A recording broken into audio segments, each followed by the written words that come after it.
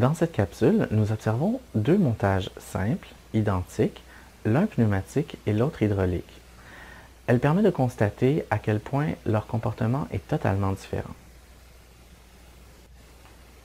Ces situations et leurs variantes peuvent être expérimentées au moyen du logiciel de simulation Hydropneu. Dans le montage pneumatique, le vérin, entraîné par la charge, descend rapidement et rebondit sous l'effet de l'air emprisonné dans la chambre du côté de la tige. Cet air se comprime et agit comme un ressort. Le phénomène se stabilise après quelques oscillations. Dans le montage hydraulique, la situation est tout autre. Le vérin reste bloqué et il se produit une pression importante du côté de la tige, illustrée en rouge. En même temps, du côté du piston, il se produit un vide, illustré en vert, enregistré au manomètre M1 égale -1 bar.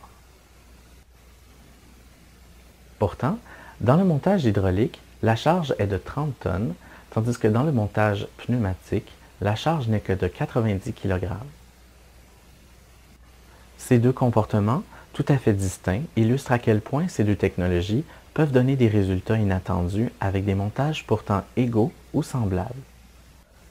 On peut pousser plus loin la compréhension du comportement du système hydraulique en simulant des fuites internes aux joints du piston. Ainsi, dans le tableau de configuration du vérin, on peut choisir des fuites internes fortes. La simulation montre maintenant que le vérin descend lentement à mesure que l'huile passe du côté inférieur, sous haute pression, au côté supérieur, sous vide. La simulation montre aussi l'apparition d'une portion sous vide et sans huile, illustrée en gris.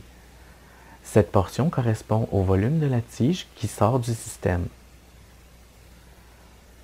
Cette situation se poursuit jusqu'à la fin de course en bas, alors que le transfert d'huile entre les deux chambres prend fin et que les pressions s'égalisent à -1 bar. La prochaine vidéo portera sur les expériences de von Guericke et Torricelli.